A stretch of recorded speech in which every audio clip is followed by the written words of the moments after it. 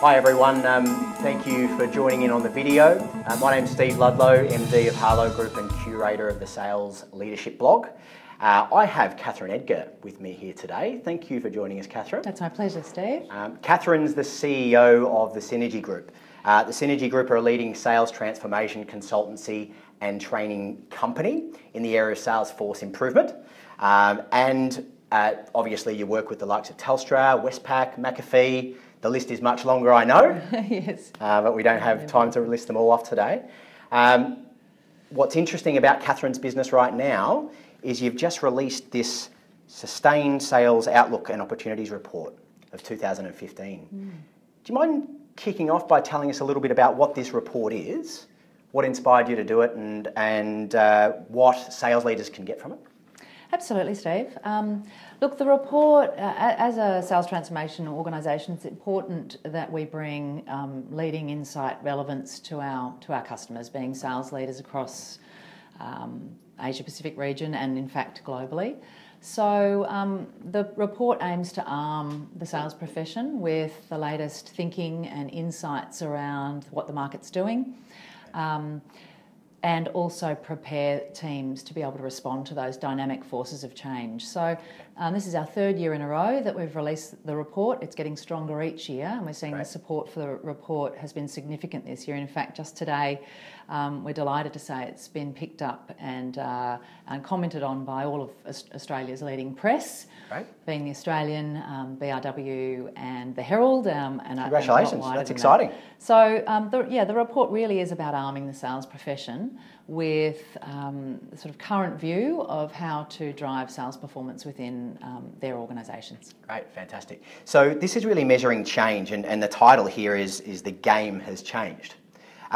One of the game changes, obviously, over the last few years, and it's even been evident over the last three that you've been doing this report, is the introduction of digital, which is obviously old news in the context of the internet. Sure. But sales leaders are becoming far more sophisticated over the last number of years than what they were prior. That's for sure. What impact has digital had on sales over the last sort of 3 to 5 years in your view, Katherine? Oh, Steve, look, great question. The impact has been significant, as you would know, particularly in the B2B space. So probably three things that I'd consider there as a sales leader or a sales professional wanting to really tackle the digital space effectively in relation to how they go to market. The number of touch points. So increased number of touch points that a client will experience before making a decision is vastly different to that of 5 years ago. So a B2B sales professional really needs to be able to align to that number of touch points. So look at what they're doing in terms of the sales organisation and marketing working closely together to be able to tap into what the customer is seeing before they actually meet with you or reach out to you to explore your product or service offering. Okay, so it's a continuation from the buying experience. It's obviously handled by marketing these days, perhaps more than it ever has been, definitely more than it has been. And the stats I've seen out there range anywhere between 50 to 80% of the buying cycle is finished before the salesperson gets an opportunity to influence that buying cycle. That's right, absolutely. And that's being managed by marketing. It is. If it's done well, it's managed by marketing and they're very integrated. To that point, the customer's product knowledge is vastly increased. They have instant access to product data and user feedback. So often the customer is more informed than the actual sales professional in many cases. In the context of understanding the competition or? The competition and the products or services available to them. They've done the research, they've looked at the features and the functions of the products that are available, and if you're lucky enough to be in front of them, the conversation you need to be having then is not about features and functions of the service or the product. It's actually around a customer-centric conversation. So shifting that approach to being not about the product, but about the customer's situation, their goals, their aspirations, the challenges they're facing, the risks associated with getting it right or not getting it right. Sure. And then aligning your product or service offering and your value proposition to the customer's situation. So it's not about informing the customer anymore about your product. Sure, you need to be well versed, but the customer has a lot more information about your product before you ever actually get to the table. And the final thing would be advocacy. Instant access has made buyers far more discerning, and decisions are really made well before they meet you in terms of whether they trust your brand, whether the product stands up as being reliable, etc. So if you're not working once again closely with marketing and sales aren't working closely together to not only capture and generate but also to leverage that advocacy, you're really missing a great opportunity. One of the things you've pointed out there is the customer often knows what they want by the time they engage. So they're not, right. A lot of them may not even be seeking advice anymore from salespeople. And so in that sense, they feel as though they've already isolated the product that they want. And that can even, I guess, create a commoditization and a price sell that salespeople could fall into. Very true. Even in the most complex of sales, if there's enough data out there, the buyer can do the research. Is there, I'd imagine there's an increased, in my experience, as it relates to recruiting sales professionals at that level, yes. There's an increased need for somebody who can ask the whys. And what I mean by that is an organisation or a customer that says, here's what we're looking for, how much is it off you guys, because I'm doing a price comparison here.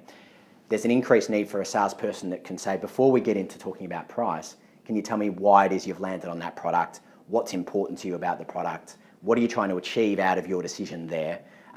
That inquisitive, commercially inquisitive salesperson, I think, is even more important than what they've been before, because the customer often is looking to shut you off from that type of conversation because they may have already drawn conclusions of their own. It's a really, really good point, and absolutely agree that the customer, if the customer meets you and they've really feel like they've already made a purchasing decision around the particular solution or the product, the challenge for the salesperson to differentiate is to take them back up through their own buying process. The customer, take them a few steps back.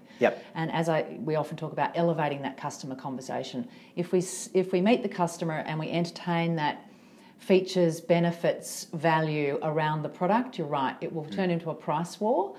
And nobody really wins there. So it's about elevating that customer, bringing the customer back up to talk about and understand their situation. The customer isn't always right around what they think they need. That's the challenge. And to be able to truly bring value to the customer, then being able to have the acumen and bring insight to that conversation so that you might be able to educate the customer in a more informed way about actually what solution is going to best fit their needs when you have the opportunity to understand what their situation is, what challenges they're trying to address, and what are the opportunities for them in terms of addressing this challenge. And that's really shifting to being that trusted advisor. So I would say don't get caught in the trap of talking sort of features, functions and price. Wherever possible, try to elevate that conversation before we start looking at the value proposition of our offer. Sure. In terms of enterprise salespeople selling in that B2B environment, selling the large corporates, multi-million-dollar deals, these selling in that environment is a different world to what it was, 5 to 10 years ago, because of some of these environmental selling factors that have changed. In your experience, what's the most common shortfall of an organisation with regard to the competency of their sales people? What's the most common area they're falling short? Yeah, sure.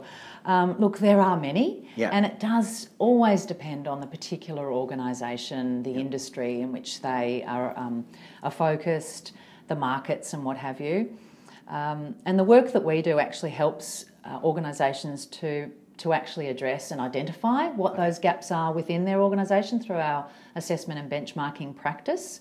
But the requirements can be across the entire selling journey, from acquisition to that first discovery meeting and elevating the conversation away from a features, price conversation, the opportunity identification and how they advance the sale. So it really is quite broad. If I had to choose one most common, it would be, once again, it's around moving that conversation to a more elevated commercial business conversation. So being able to meet the customer as a trusted advisor, bring deep domain experience to that conversation, bring industry insight, and be able to have the level of acumen to be able to have that elevated conversation with a senior stakeholder.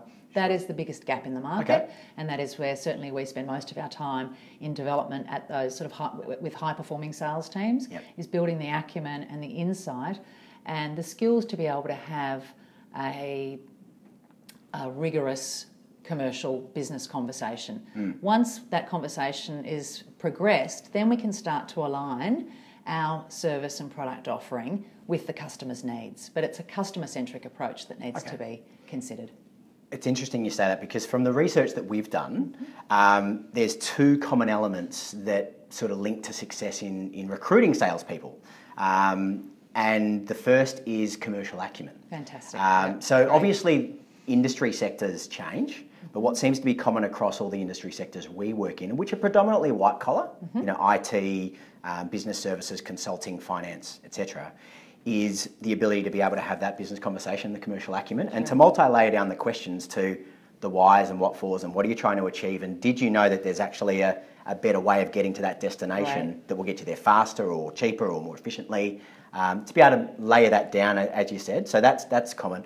The second area that we're finding is critical to success in selling, and it's the one I'm finding organisations are struggling with at the moment, but it hasn't changed in the life of sales, is the conversion rates they're relatively happy with, from meeting to proposal, from proposal through to being shortlisted and them, winning the business. Yes. Where sales leaders are telling me they need to improve is being in front of enough customers to have enough opportunities to go through that pipeline. It's an age-old problem because it hasn't changed. That's right. And different organisations are going about getting in front of customers differently. But what would your advice be to sales leaders right now facing that particular challenge, being in front of enough people to build the right amount of pipeline? Yeah, look, you're right. It is an ongoing challenge for all organisations, is fueling that funnel and building the pipeline.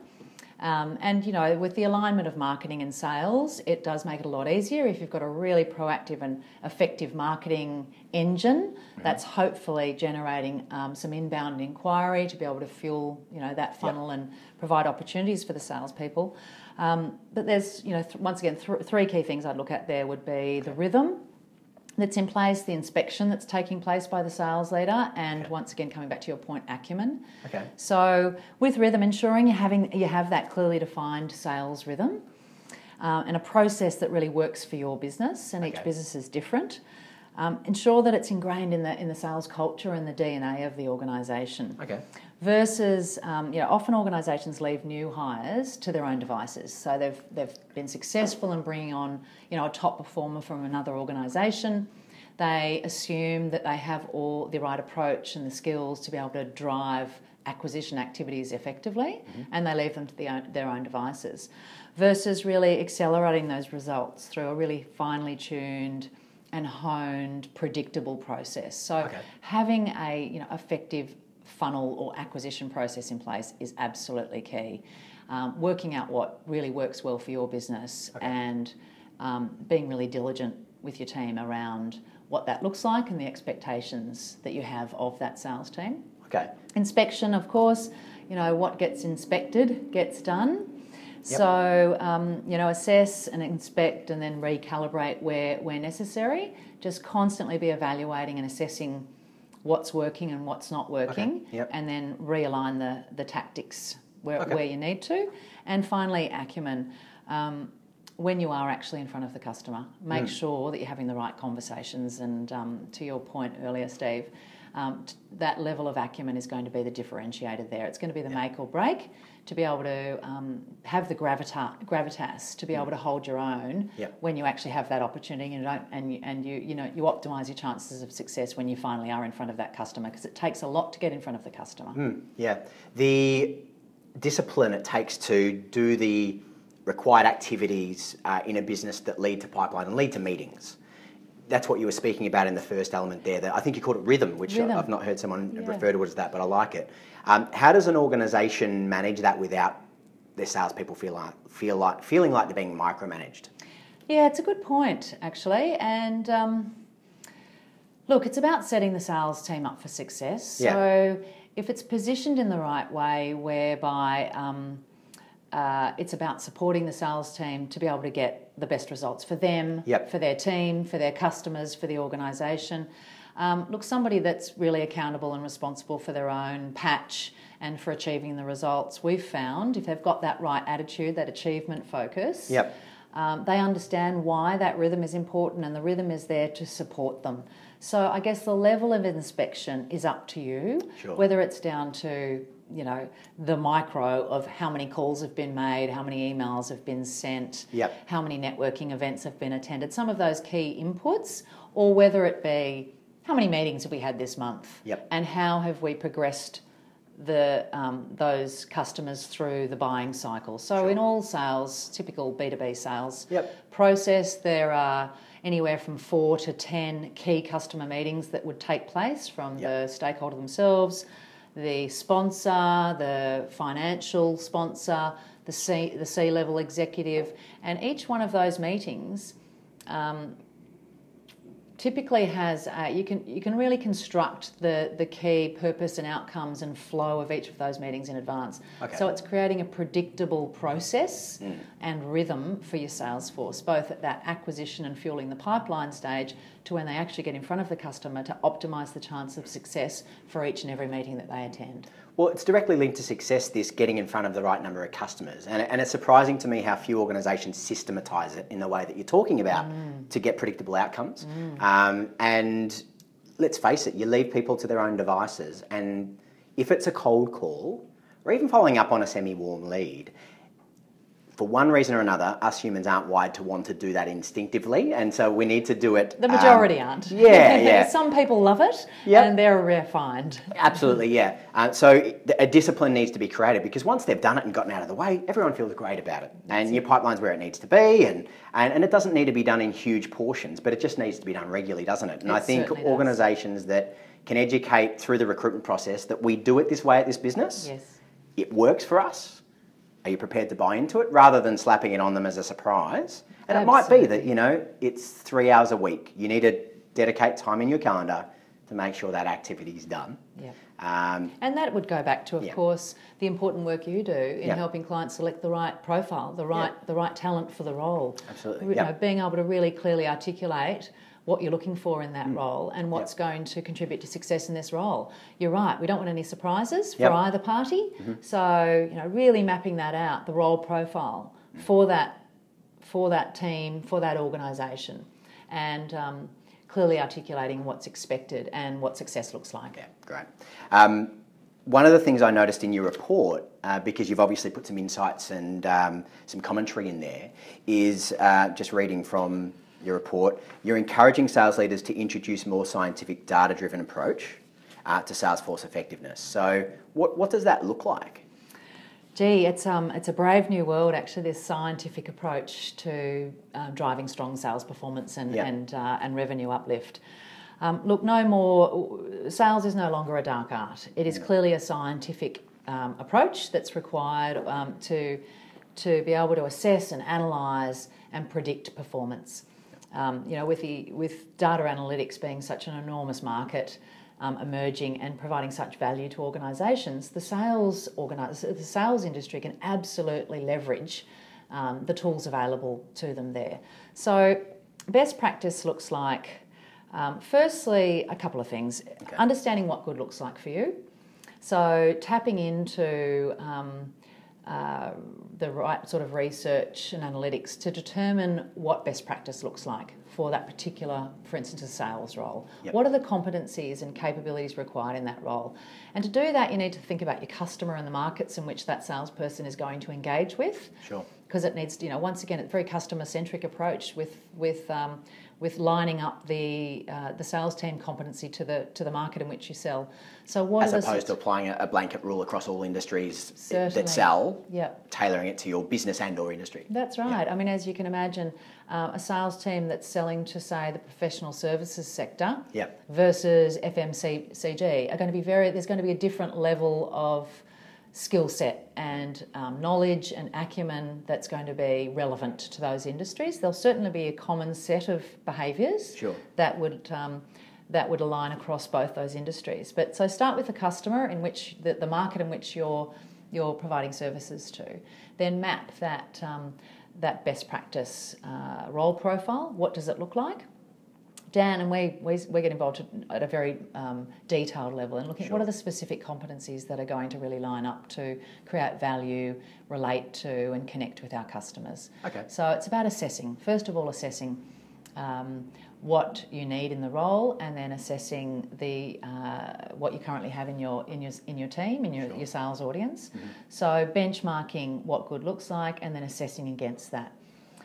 So we spend a lot of time in running assessment or development centres, so that the organiser across individual teams, large regional groups, and across entire organisations, so that the organisation can with pinpoint accuracy understand the bench strength that they have, see where the strengths in capability are, and importantly see where the gaps are across that team or that organisation. Of course, that then allows you, we call it assess, align, achieve. That then allows you to line up the development work that might need to be done to the business strategy. So, and do you benchmark that against, say, the top 20% all have this in common, therefore we need to place a particular importance on that across the rest of the sales team, or that sort of benchmarking? Yes, absolutely. So organisations will benchmark a broad cross-section of their audience, and then they can correlate the data that comes through with performance. So we can really easily see that these behaviours lead to this type of performance. Great. So therefore, if we build more of these types of behaviours, recruit more of these behaviours, or develop more of these behaviours, then there's a high probability that we're going to see more of those strong results. And the same goes for the behaviours that are not contributing to a strong result. So it's about making sure we don't hire people that have those sorts of that sort of a skill set. And if we are going to take the risk, make sure that we're ready and prepared to develop those. Great. So it's about hiring, obviously, the right talent and knowing what you're looking for. I think so many sales directors do hire still on gut feel, and I see that every day in what we do, and they're leaning on us for advice in this area. And so what we do is we work hard with the clients to develop a scorecard from which they're recruiting to, and look at situational and behavioural interviewing centred at that criteria. And that's through better understanding the selling environment before we articulate that document. So it seems as though there's an alignment there in terms of the way you guys are going about it as well, which is interesting. But what's falling short, I'm noticing, with sales directors is they've never really been trained on how to interview and how to test for these particular skills. So some interesting stats coming out of your sales sustainability report that were particularly interest to me as a sales recruiter. So I'll just go to the stats. 91% of companies expect an increase in sales revenue compared to 70% in 2014. So clearly the market's looking up in terms of expectation. Expectations, yes. Now, there were a good 20 to 30% of them I noted that were expecting 25% growth or more, which would substantially higher than what they were expecting this time last year. So some great sentiment out there in the market. You followed up the surveys with a question around what their strategies are going to be to get that growth, and what were their top 3 strategies. The top one above all else was recruiting more salespeople to the team. So more of what we've got is going to produce some top line revenue growth. Now, there's a few risks in that for me, but the one as a sales recruiter I'm most aware of is if they go about the sales recruitment process in a gut feeling sort of way, or make the wrong hires. It's not going to get them the results they want. What would your advice be to sales leaders that are growing their sales teams at the moment from a recruitment standpoint? What do they need to be focusing on from your point of view? Yeah, it's a great question. And look, it lends itself to, are we doing the same old thing we've always done? Or are we stepping up and doing things differently in light of today's opportunities that present themselves to us? For instance, being able to tap into a rigorous process and rigorous access to data. So I would start with moving away from gut feel. Sure, recognising the soft traits in a salesperson that you are looking for. So the interpersonal skills, the alignment of values, things like their network, all of those things are really valid. But we can take a much more scientific approach these days to ensuring we get the right people on board. And, you know, similar to the work we do with assessing bench strength of sales teams once they're within the organisation, you know, our recommendation is to bring that sort of a more rigour and science to the recruitment process so that we can, you know, mitigate a level of risk in that final selection process before we actually end up hiring them and finding, you know, week 1, week 2, oops, you know, we've made a real mistake. Salespeople, I guess, true to form, are really good at talking up their strengths, their value, and you know, rightly so.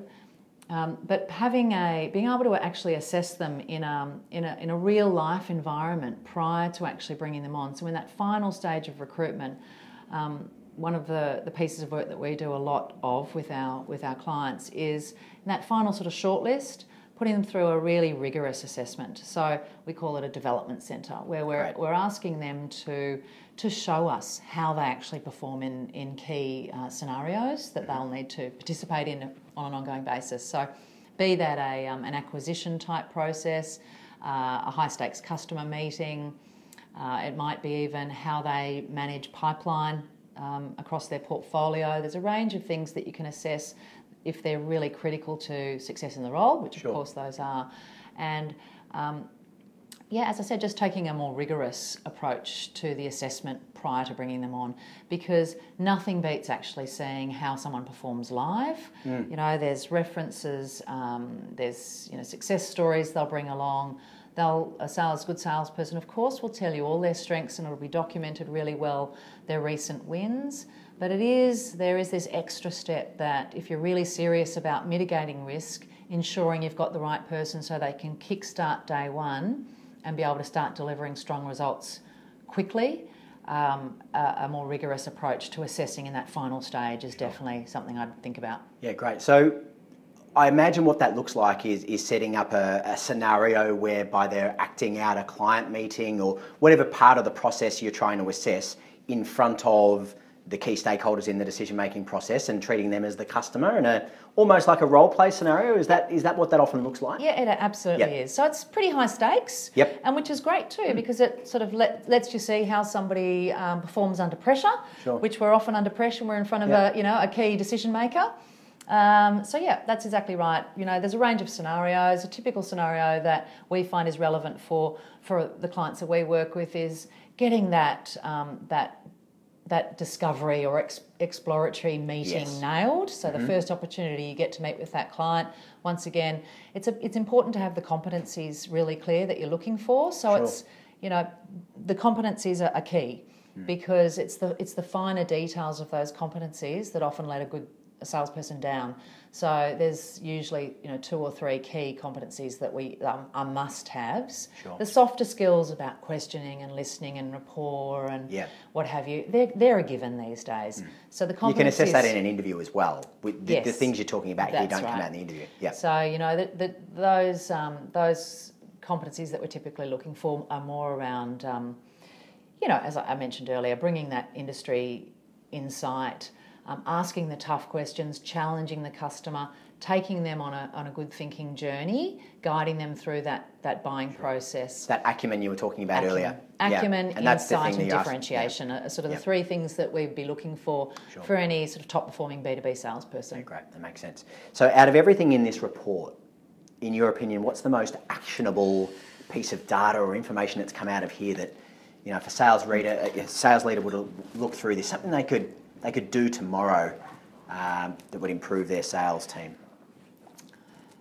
I guess it depends on the customer situation, but in broad terms, I would say most definitely to introduce a more scientific, data-driven approach to everything you do across your sales force. So be it performance evaluation, evidence-based assessment, looking at assessing your sales structure. Have we organised the business well enough? How is our sales leadership lining up? And to put some rigour around the capability of your sales leaders. Are your sales leaders just high-performance salespeople? Or do they have the skill to be able to lead and inspire and coach, which are key, you know, capabilities required for strong sales leadership? And of course, then there's the sales force. So, is moving away from that sort of, old style assessment of your teams. Sure. We're just going on gut feel. They're a great Let's talk guy. about your pipeline. Really like him. He's got a good network. Yep. Take a more rigorous scientific approach to your sales force. So identify, what are those specific inputs that we can measure and assess to be able to better predict future performance. That would be the number one. Okay. And secondly, just taking that more trusted advisor approach, that customer-centric approach to selling. So it starts with the customer in mind, standing in their shoes, not just thinking about your customer, but thinking about your customer's customer. Okay. That is true client centricity.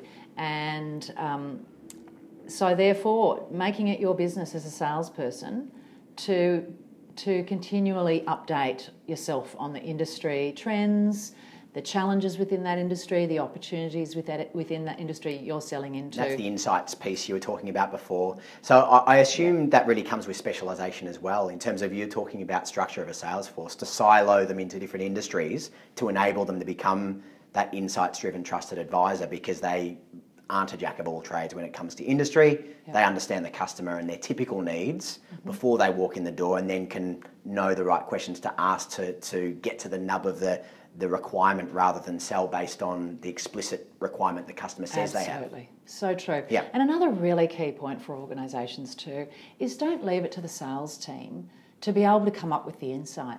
Yeah. Where organisations can really fast track success and really optimise the results of a sales team is where they work with finance and with marketing to serve up the insights to the team. Sales teams historically have been required, it's been expected of them to be all things to all people. Sure. To be able to set up their own sales, acquisition rhythm, to be able to, learn the products, very, very well, to understand the market forces at play, to be able to develop really strong value proposition messaging. These days we're seeing the organisations that are really getting ahead are the ones that are supporting the sales force appropriately and allowing the sales force to focus on what they can do really, what they do best, which is engage with the customer, drive acquisition activities, engage with the customer and take that customer through their buying process in a really trusted advisor way. So if you can give them the tools, absolutely. So as I said, serving up insight. A lot of our clients these days are working hard to bring that industry insight to the sales team and serve it up in such a way so there's some playbooks, for instance, to be able to really, here's some of the stuff that's going to allow you to have those insight-driven, acumen-driven, what allows them to differentiate, doesn't it? Because instead they may be going in with something that's simply just a different colour or 10% cheaper or better than the competition. But you're going to buy off people that can advise you on the best way to leverage that product, or to best manage your risk as it relates to the purchase of that product, and who can bring insights into what's going on in terms of best practice amongst their competition, or how other companies are best leveraging the product. Because at the end of the day, it's all about how they get the increased top line revenue or the return on investment in cost savings. And what have other companies been doing to better leverage your product or service? I think that's why they're likely to buy off an enterprise salesperson these days, is they'll buy off the person that can help them better leverage the solution, rather than somebody who can just present it the slickest, if that makes sense. Yeah. For sure. I think the most impact happens at the early stage of the buying cycle versus the latter part. And sometimes clients come to us and say, look, we really want some advice with the pitch or the closing process. Inevitably, it's not about the pitch or the closing process. It's easy to close if you understand the needs, isn't it? And we look under the hood and see what's actually going on within their sales process and their sales rhythm. It's just they're not getting the front end right. They're not asking the right questions. They're not understanding the customer situation well enough. They're not bringing that industry insight to the customer at that early stage. If you get that right, the rest really is you should work in a close partnership and really differentiate and stand out in a crowded market. Great. I was about to ask you where people can get their hands on this report before we finish up, but we'll put a link on the video. Terrific. To make it nice and easy for people, but it's the Synergy Group, thesynergygroup.com.au. There'll be a link on the video here. Katherine Edgar, thank you very much for your time today. That's been my pleasure. And congratulations on your report and all the media coverage it's been getting. Thank you so much. It's been lovely talking to you, Steve. Thanks a lot. Okay. See you next time. Yeah, see you.